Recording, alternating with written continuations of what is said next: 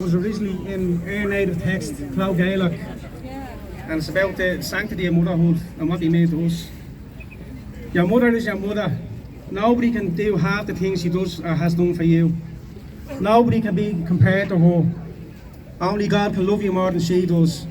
She is only one person, but it's the person that matters the most. No matter where she is, in heaven or here on earth, there is nothing like a mother's love.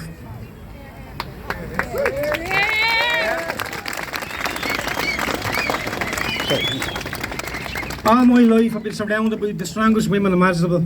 My ma, my nannies, my aunties, my sister, my mother-in-law, my niece, my incredible wife, and all the once in a lifetime warriors I've met on my journey all over this beautiful island. They are strength, they are beauty, and they are love personified. They are priceless. They give life, they guide, they nurture, they teach, and they protect our land with a ferocity that is second to none, especially Irish mammies. My precious children are absolutely blessed because of the person they got to call mammy. So get up and get out on the 8th of March and show all the women of our home the love, the gratitude, the respect that they so absolutely and thoroughly deserve. This is our land, our destiny, and our era. God bless all in this fight. Eric Abra. Brilliant. Are you watching Ballybrack?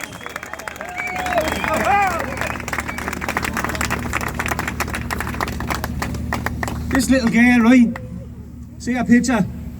Ava O'Brien, fit and healthy. Her father Martin is a friend of mine. This is what these monsters in the Dáil are trying to cover up with all the distractions. The excess mortality that's off the scales in Ireland and across the world because of the poison they put in them jabs. That little girl will never get to be a mother. Right? She'll never get to grow up to be a woman. She's passed away, that poison killed her.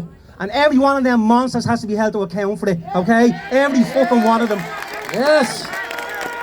Well on for it.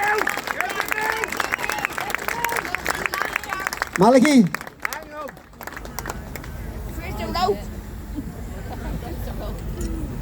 Is Malachi about? He's gone to the shop. Okay. What we'll have a bit of music. Ah, here he is. Not like you to be late, Malachi. Good man, Malachi. Everybody, Malachi Steenson. It's great to see so many people here to campaign and to vote to protect your mother, the mother of your children, and the best Mother's Day present you can give your mother this Mother's Day, which I think is next Sunday, is to vote no to protect her next Friday. It's important that everybody here gets out and votes and ensures that everybody else in their family gets out and does the same thing. So get out early, vote no, and then do it again, vote no. No, no! We have listened every day to scandal after scandal emerging from this government. We have O'Gorman still in power, while he presides over hundreds of children going missing under his care in Tulsa. We have a young child who went into care, and we highlighted this last year, but I think Father Tobin mentioned it in the Dáil the other day. A young girl was taken into state care. The state that told us they would protect our children when people naively voted for the children's referendum.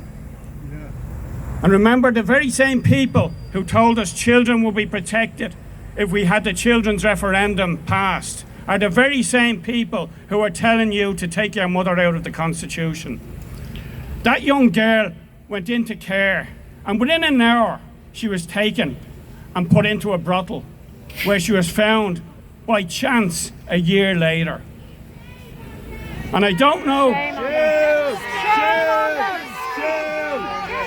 if any of you have seen the film Path to Freedom, I think it's called.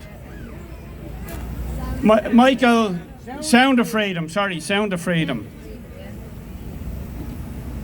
The actor James Cavalier in that says that the trafficking of children industry is the biggest industry in the world. He said, you can sell a bag of coke once, you can sell a gun once, but you can sell a child 10 or 12 times a day for 10 or 15 years. Roderick O'Gorman is presiding over that. In a normal society, he would be sacked. And in a decent society, he'd be in jail. There is no reason, it seems to me, in this country that any politician in a government party is sacked. We had Catherine Martin telling us last week that it doesn't matter what it says in the Constitution, it's what we think it says. The whole reason for having a Constitution and having the Supreme Court determine what it says is because we must know what it says. We can't make it up as we go along. They're talking about durable relationships. Mary Baker, a Supreme Court judge, said that could mean sending a Christmas card to somebody. My mother, before she died, every year sent about 150 Christmas cards. Is she in 150 durable relationships? We are living in a dystopian society. If you sat down 20 years ago and said that in 2024 we would be standing here and there would be politicians in this country who couldn't tell you what a woman was, you'd laugh at them.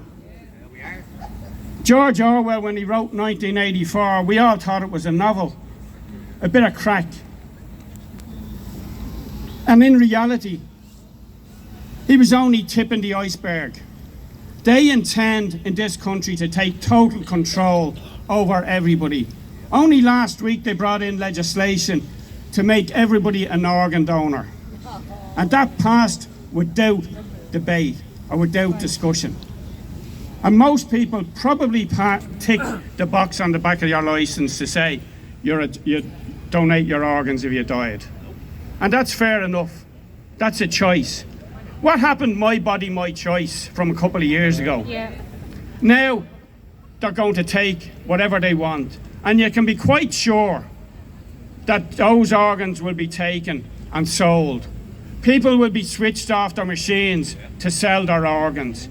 The same people who argue that it's right to kill a child before it's born, to kill your mother when they remove her from the Constitution, or your father because they don't want to provide care for them in their old age, they're telling old people that you're a nuisance, that you're a waste of space, and you should be put down.